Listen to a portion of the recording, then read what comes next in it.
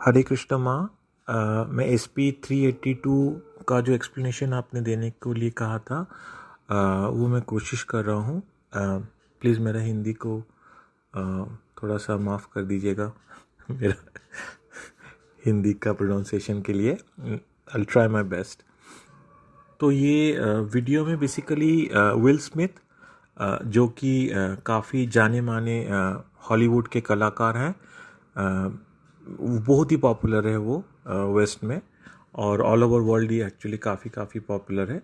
और दूसरे जो व्यक्ति हैं वो जय शेट्टी है।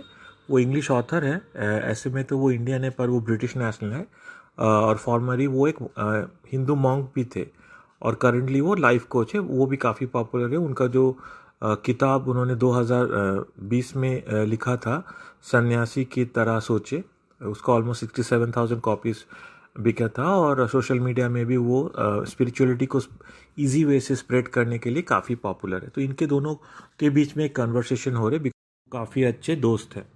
तो स्टार्टिंग का 6 मिनट में बेसिकली एक डिस्कशन चल रहा है विल और जय के बीच में। कुछ साल पहले जब एक बार विल स्मिथ नेल्सन मंडेला के साथ बात कर रहे थे, या फिर उनके साथ शायद स्पेंड कर रहे थे, तो वो बैठे हुए थे, और वो नेल्सन मंडेला जो शांत एकदम, आपको तो नेल्सन मंडेला का पता है, उनको वर्ल्ड पीस अवार्ड भी मिला था, तो एक शांत लुक है उनका। तो वो शांत होकर देख रहे थे किसी और।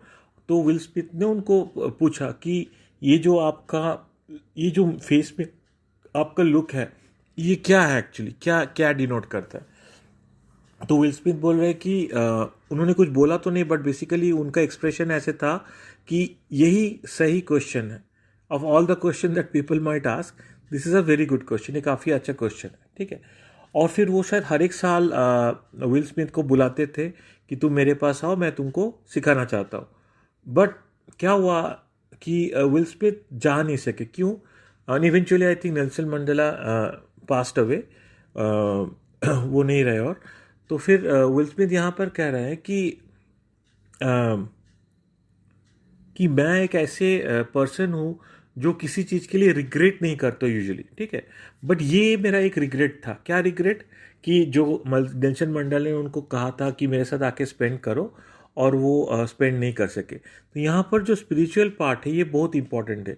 क्यों क्यों वो नहीं गए थे? क्योंकि उस वक्त विल स्मिथ को लगा था कि उनका सेल्फ वर्थ, मतलब वो वर्दी नहीं है, बिकॉज नेल्सन मंडेला एक इतना जाना माना पर्सन, और वो he so popular and he so peaceful उनके एक्सप्रेशन में।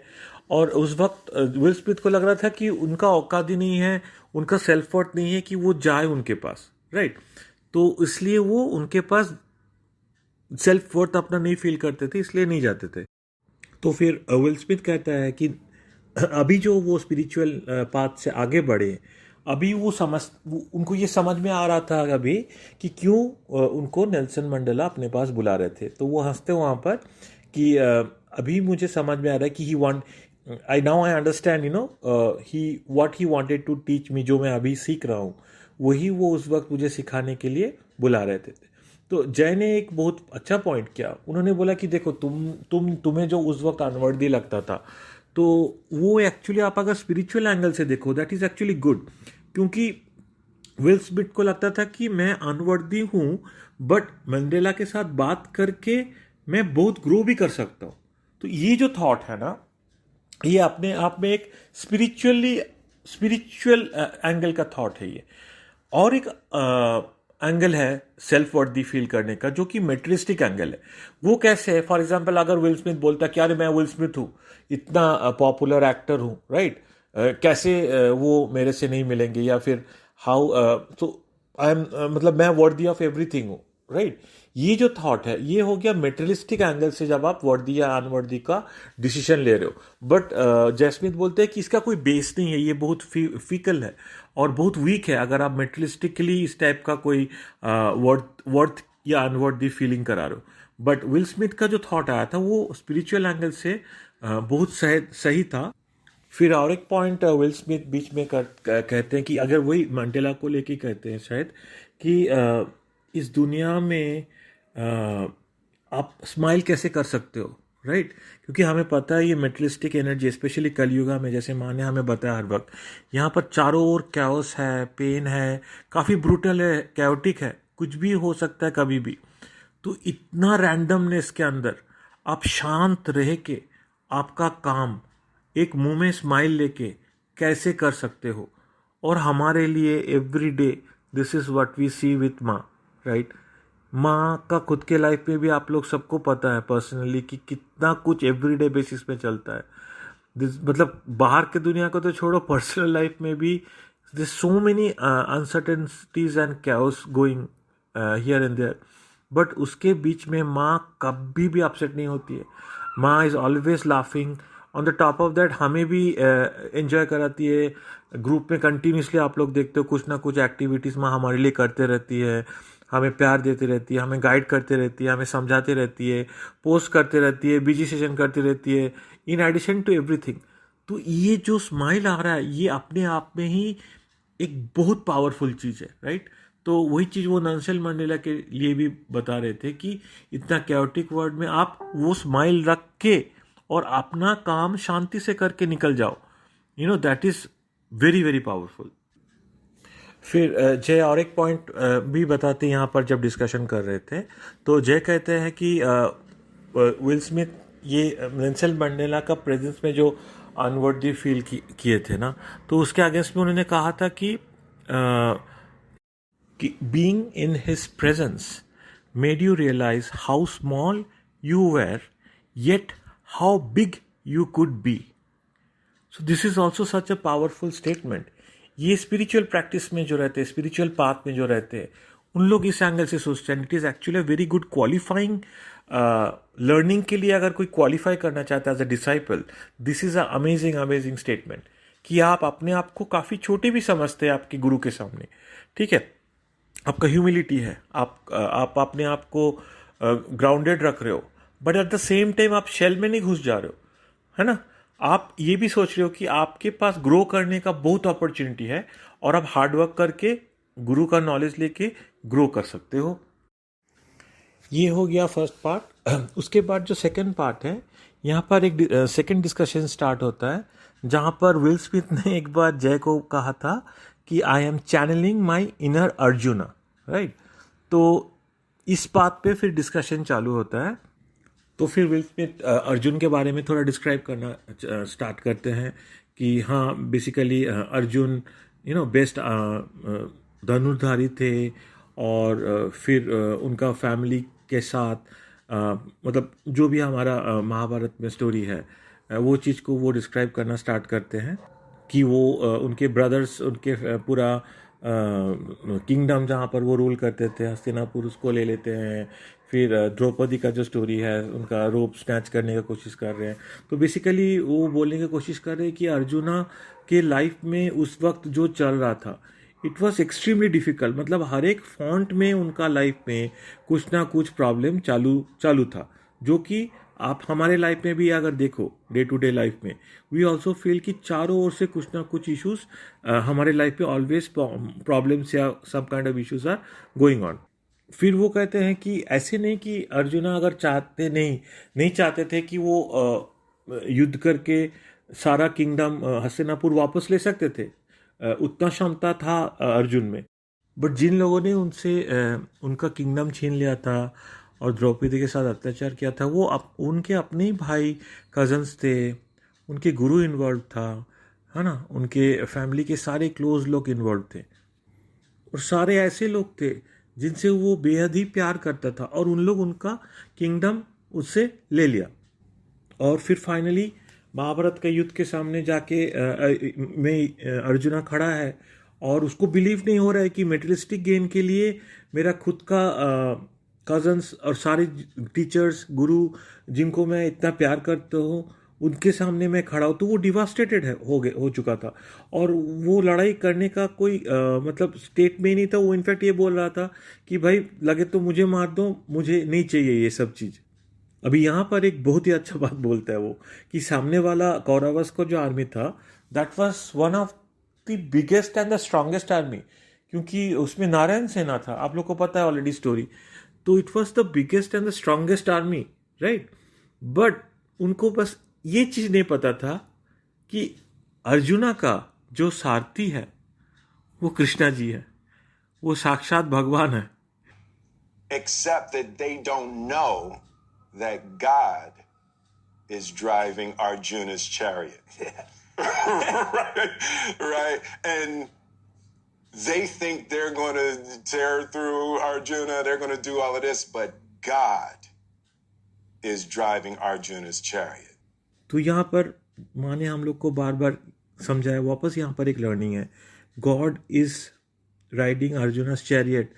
मतलब ये जो हम अपने अपने जब हम सब कुछ सरेंडर करके कृष्णा जी के चरण में दे देते हैं, जो चीज़ माँ हमें बार बार सिखाता है, तब कृष्णा जी हमारा चैरियट को ड्राइव करेंगे।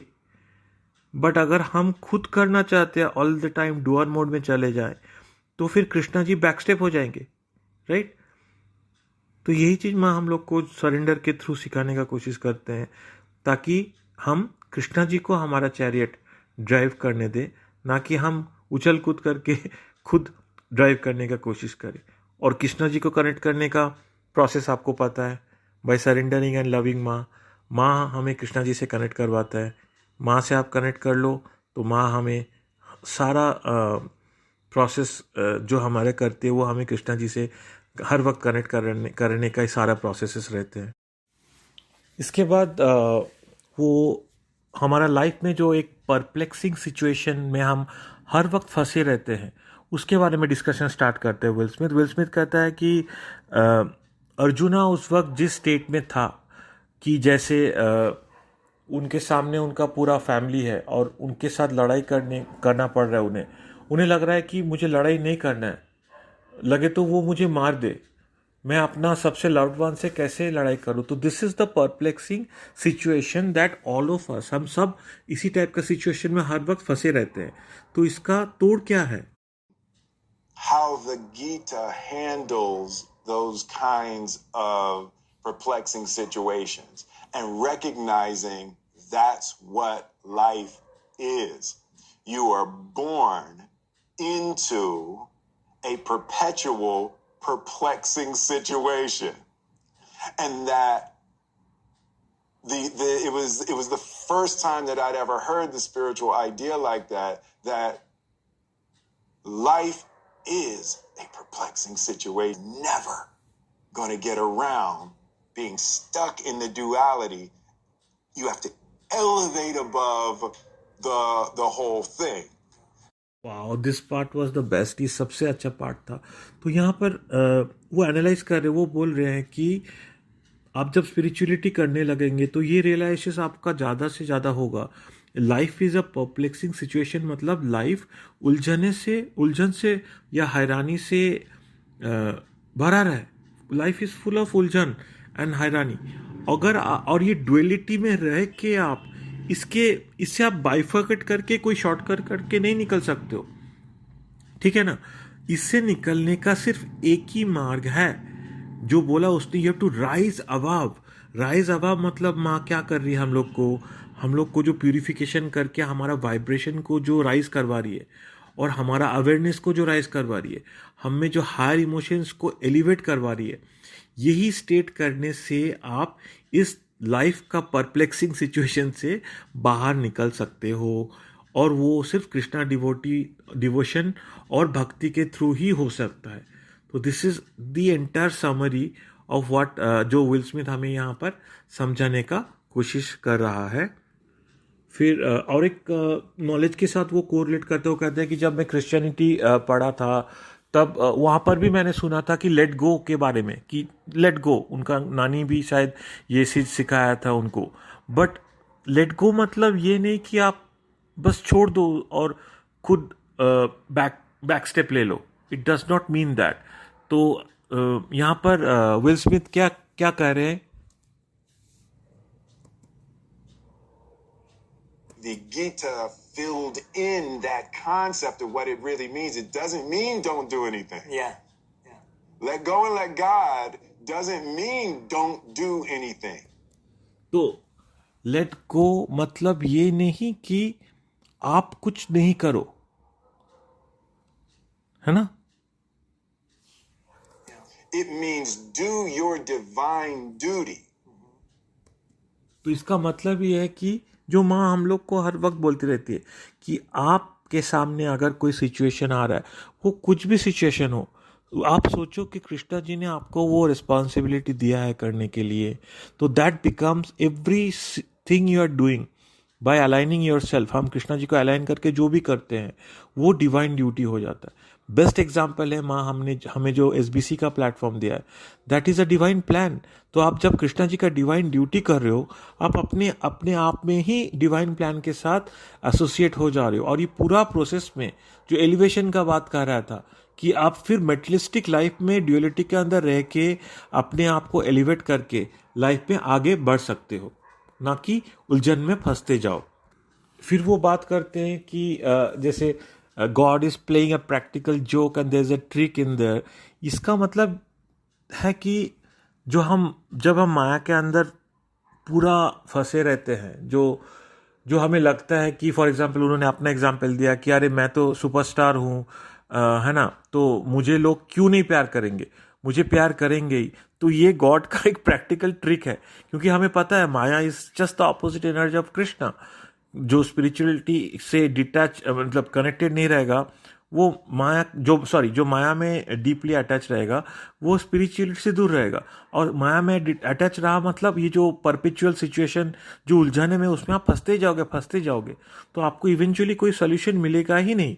तो वही वो विल स्मिथ बोल रहे हैं कि ये भगवान का एक प्रैक्टिकल जोक जैसा है कि जो माया में घुस जाता है वो घुसते ही रहता है, और उसको ये रियलाइजेशन भी नहीं होता है कि वो उससे कभी निकल नहीं सकेगा। Said at the beginning, you were like, there's no such thing as a bad experience. Right.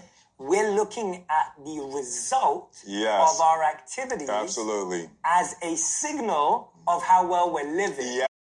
तो यहाँ पर जो जय कह रहे थे, ये दिस इज अगेन व्हाट माँ हमें सिखाती है कि यहाँ पर किसी के साथ कुछ बुरा होता ही नहीं। हमारा जो भी एक्सपीरियंस हो रहा है आर्ट प्लेन में, वो एक लर्निंग स्कूल के लिए आए हैं, तो वो होना इम्पॉर्टेंट है। और दूसरा चीज़ और कह रहे हैं यहाँ पर कि हम जो एक्शन करते हैं और उसका जो आउटकम होता है, उस आउटकम को ही हम पकड़ के उसको ही हम जो लिव कर रहे हैं लाइफ ना, उसको एक स्टेटस दे देते हैं। बट माँ और गीता के थ्रू जो माँ हम लोग को सिखाते हैं, ये ऐसे बात नहीं है। आप एक्शन करो, बट एक्शन का आउटकम के साथ आपको डिटैच रहना पड़ेगा। ये चीज़ भीष्मा पितामह का भी जो स्टोरी था, वहाँ पर भी माँ ने हमें जो शेयर किया था वो वीडियो, वहाँ पर भी कृष्णा जी जब गुस्सा हो जाते हैं भीष्मा पितामह के ऊपर, उनको कहते कि आप तो कर्मा करना ही बंद कर दिए, आप कर्मा कीजिए, बट कर्मा का जो आउटकम है, जो फल है, उससे डिटैच रहिए। फिर विल स्मिथ अपना जो फर्स्ट वाइफ था उनका जेडा, उनके साथ जो उनका जो भी प्रॉब्लम हुआ था शायद, या फिर कुछ इश्यूज हुआ था उनके वाइफ के साथ, तो यहाँ पर दो फॉर एग्जांपल उनके और उनका वाइफ का जो रिएक्शन है हस्बैंड वाइफ का, उसके बारे में वो डिस्कस करते हैं। I was using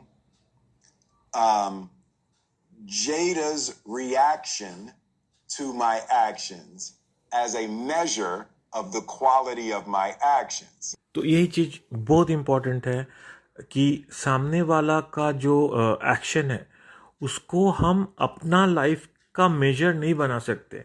तो this is again of that जो हम अप्रूवल मांगते रहते हैं सामने वाले के लिए, जो सर्टिफिकेशन या वैलिडेशन ढूंढते रहते हैं कि सामने वाला अगर कुछ मुझे अच्छा बोला तो ही मैं अच्छा हूँ, राइट। तो इस चीज़ के ये लास्ट पार्ट है, तो मैं फटाफट ख़त्म करूँगा, अभी काफ़ी लंबा हो गया। आई एम वेरी सॉरी माँ। The concept that someone's reaction to your behavior is theirs and your behavior is yours. And when you try to marry the two, when you try to use the outcome as a measure of the quality of your own being, that is the kiss of death. तो यहाँ पर वही चीज़ वापस बोल रहे कि सामने वाला का जो आपका जो बिहेवियर है, और सामने वाला जिस तरह से आपका बिहेवियर को इंटरेक्ट करके आपके प्रति कोई भावना या फिर कोई कमेंट या व्हाटएवर रिएक्शन देता है, ये दो कम्प्लीटली अलग चीज़ है। तो जब और हमें ये सिखाया भी नहीं जाता है, बट हमारा एक संस्कार बन चुका है कि सामने वाला अगर हमें कुछ बोले या ना बोले, वो वैलिडेशन के लिए हम हैंकर करते रहते हैं, ठीक है। और जब हम ये दोनों को मिक्स कर देते हैं, इसी को वो कह रहे हैं किस ऑफ डेथ, मतलब this is like the worst thing one can do, सबसे गलत चीज जो हम कर सकते हैं, बेसिकली ये नहीं करना है बेसिकली। फिर और एक बहुत ही पावरफुल सेंटेंस विल कहता है, material world works, you can do everything right and it still go wrong in terms of outcome. Yeah. And you can do everything wrong and it still goes right In the outcome. in the outcome. The outcome is not connected to the quality of your behavior. तो ये I hope ये चीज़ काफ़ी clear था कि ये मेट्रिस्टिक energy के अंदर ये हमारा कंट्रोल में है ही नहीं। हो सकता है आपने एक रिलेशन में सब कुछ किया, everything you did right, but outcome was wrong, क्योंकि आउटकम आपके हाथ में है ही नहीं। या फिर एक दूसरे जगह में आपने शायद सब कुछ गलत किया था, but outcome was right, again outcome आपके हाथ में नहीं है। तो माँ हम लोग को हर एक पोस्ट में, बीजी सेशन में उस आउटकम से डिटैच होके अपना एक्शन करना सिखाती है। और यही चीज़ कह रहा है यहाँ कि this is a very hard idea, because ये हमें कभी सिखाया नहीं गया, तो वो एक्सेप्ट करना भी लोगों के लिए बहुत डिफिकल्ट होता है। But we are so lucky कि माँ हमें इतना ईजी वे से ये कॉन्सेप्ट को सिखाती है। ये चीज़ अगर किसी ने ग्रास्प कर लिया तो big part of their spiritual journey is done. Right? So I am certain and I am committed to being who I am and how I want to be without a craving for someone's approval. Right? Because I know their approval doesn't have anything to do with me. Right? Yeah. And, you know, sometimes we get stuck in these situations where we're seeking the approval of someone for our self-esteem. Yes. Self-esteem is about yourself. तो यही चीज़ वापस वो दोहरा रहे हैं कि काफ़ी time, most of the time हम लोग सब ने अपना वैल्यू को सर्टिफाई करवाने के लिए दूसरे लोगों को अप्रूवल के लिए वेट कर रहे। बट यहाँ पर वो हंस रहे इसलिए क्योंकि द वर्ड सेल्फ एस्टीम मतलब ही ये है आत्मसम्मान। तो सेल्फ एस्टीम मतलब आत्मसम्मान, मतलब सेल्फ का एस्टीम। तो जो सेल्फ मेरा जो एस्टीम है वो मेरा है ना, वो दूसरा किसी का वैलिडेशन या अप्रूवल से कैसे मैं अपना सेल्फ एस्टीम को कैरेक्टराइज कर सकता हूँ। तो यही चीज़ वो समझाने का कोशिश कर रहा है। बेसिकली रिमोट कंट्रोल किसी का हाथ में मत दो। माँ का जो अलग अलग कितने सारे पोस्ट है, सेम चीज़ माँ ने काफ़ी इजी वे से समझा है। रिमोट कंट्रोल अपने हाथ रखो, या फिर केक खुद का बनाओ, ऊपर सिर्फ एक चेरी रखो। So all this is about the self love and the journey that माँ has taught us related to self love. And finally जो ब्रोकन मिरर वाला एग्जाम्पल दिया था वो एक्सप्लेन करके then I will finish the audio. You know, sometimes we find ourselves looking in broken mirrors to get a reflection of ourselves, right? And the greatest tragedy is when you look into a broken mirror to see if you're pretty, right?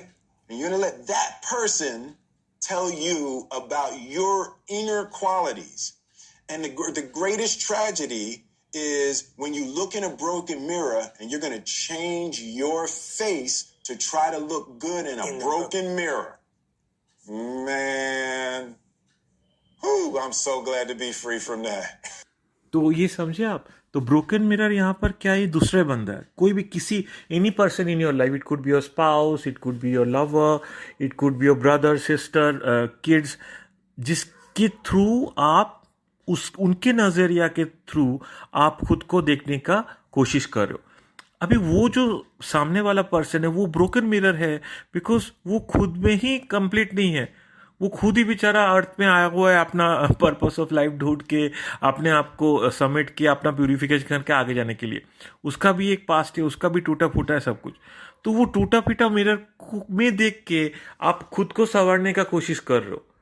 तो सोचो ये कितना difficult है। इसलिए वो बोलते कि thank God कि मैं इस पर्टिकुलर सिचुएशन से फाइनली बाहर निकल चुका हूं, कि मैं सामने वाला का सर्टिफिकेशन के लिए वेट नहीं करता हूँ। सामने वाला जो कि एक टूटा मिरर जैसा है, वो टूटा मिरर में देख के मैं कैसे खुद को ठीक कर सकता हूँ, राइट। सो यही मैं कोशिश किया सारा एक्सप्लेनेशन देने के लिए। सॉरी माँ, माई हिंदी वॉज हॉरेंडस, और ये ऑडियो भी काफ़ी लंबा हो गया, तो आप प्लीज़ बताइए, अगर मुझे फिर से करना हो तो मैं इसको रिड्यूस करके करूँगा। अगर फिर भी कोई डाउट हो तो please feel free to ask me. Thank you माँ for giving me an opportunity. Radhe Krishna, Hare Krishna. Indraneel Prabhu ji, आपने बहुत अच्छे से एक्सप्लेनेशन दिया है। Do not worry about the Hindi और द एक्सेंट और एनीथिंग, द नॉलेज मैटर्स। जो आपने बहुत डीपली समझाया है, वेरी गुड, एक्सीलेंट। मैं चाहती हूँ और भी हमारे ग्रुप मेंबर्स आगे आए और पोस्ट की एक्सप्लेनेशंस इस तरह से दे। सिर्फ मेरे ही ऑडियोज़ रहे, मैं ऐसा नहीं चाहती हूँ। Everybody needs to grow. मेरा एम है कि आप सब लोग ग्रो करो, तो इसलिए मैं आप लोगों को प्लेटफॉर्म देती हूँ और आप लोगों को अपॉर्चुनिटी देती हूँ। इस तरह से मैं देती रहूँगी एंड आप लोग ट्राई करते रहिए इसी तरह से बिना हेजिटेट किए एक्सप्लेनेशन देने का। सो बेसिकली जो इंद्रनील प्रभु जी ने समझाया, it's is self explanatory. Just because वो ऑडियो इंग्लिश में था, इसीलिए मैंने इनसे कहा था कि आप हिंदी में इसको एक्सप्लेन करो। इवन दो इनको हिंदी में अनकंफर्टेबल लगता है, but he still did it for spiritual purpose. और इससे मेरा एक तीर से दो निशान हुआ कि Indraneel overcame his society consciousness कि उनको हिंदी नहीं आती ठीक से। बट और सेकेंड थिंग है कि ये इतना इम्पोर्टेंट ऑडियो था कि इस सब लोगों को इसका फ़ायदा मिले, ये भी ज़रूरी था। That is why I wanted him to explain this. तो आप लोगों को तो समझ ही गया। तो जिस्ट क्या है इसका, कि मैं जैसे बोलती हूँ अर्थ वाटलैंड है, वाटलैंड मतलब यहाँ पे वाट लगती है, मतलब बेसिकली यहाँ पे प्रॉब्लम्स ही रहने वाले हैं। ये एक्सपेक्टेशन हमारा कि it's going to be a bed of roses, ये एक्सपेक्टेशन ही गलत है, ऐसा हो ही नहीं सकता। तो यहाँ पर आप अगर ये एक्सपेक्ट करके रखो कि मेरा सब कुछ अच्छा होगा, स्मूथ होगा, देन इससे बड़ी गलतफहमी नहीं हो सकती। तो ये जानकर कि it is going to be full of problems, full of confusions, हमको यहाँ पे इस जर्नी को निभाना है। अब इसमें कुछ कुछ इम्पोर्टेंट चीज़ें बताई गई है। ब्रोकन मिरर का कंसेप्ट मतलब सामने वाला बारूद का ढेर है, या सामने वाला खुद इम्परफेक्ट है, जो खुद अपनी लड़ाई लड़ रहा है।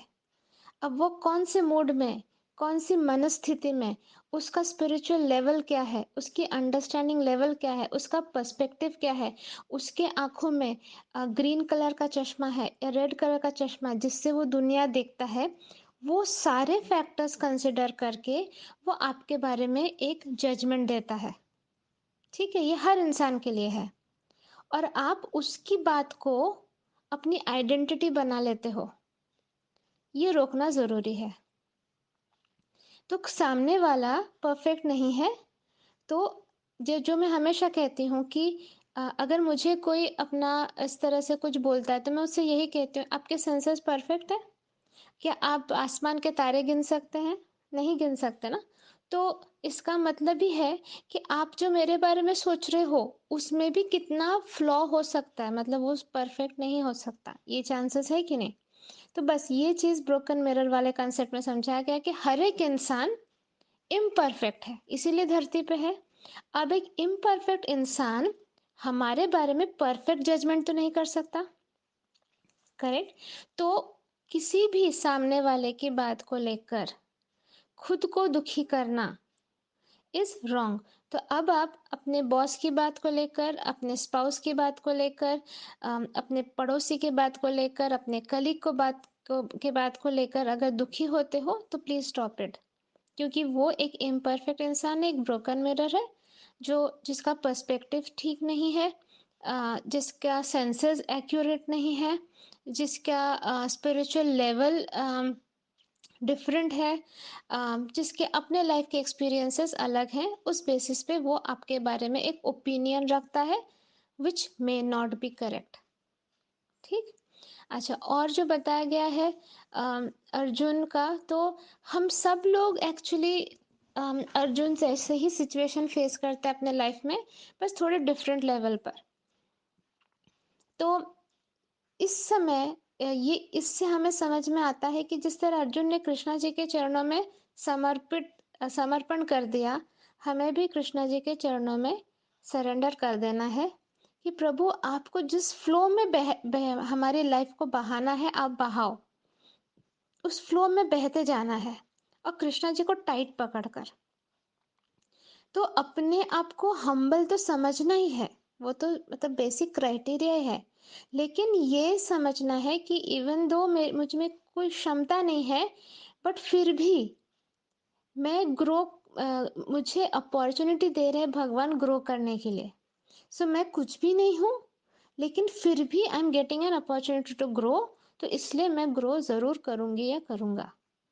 तो ये सारा जो नॉलेज आपको मिल रहा है, इससे आपको ये समझना है कि भगवान मुझे इन सब के थ्रू एक अपॉर्चुनिटी दे रहे हैं ग्रो करने के लिए। तो मैं वही दलदल में जहाँ फंसी हुई हूँ, मटेरियलिस्टिक चीज़ों में, वही चीज़ें, वही ऑफिस, वही बच्चे, वही हस्बैंड, वही वाइफ, वही इन लॉज, वही पड़ोसी, वही बॉस, ये सब से मैं ऊपर उठकर अपने स्पिरिट को इवॉल्व करा सकती हूँ। So it's high time no I do it. Okay, तो इसी तरह से बाकी तो कंसेप्ट ही has explained it very well. आप वो ओरिजिनल ऑडियो देखिए, इंद्रनील का ऑडियो सुनिए, एंड मेरे इस ऑडियो से इसका कंक्लूजन करते हुए मैं कहती हूँ हरे कृष्णा। भगवान, हम थैंक यू सो मच कि आप हमें हर एक स्टेप में लिटरली हैंड होल्डिंग करके हमें हर एक चीज़ समझा रहे हैं। आप thank you, thank you, thank you so much. Radhe Krishna.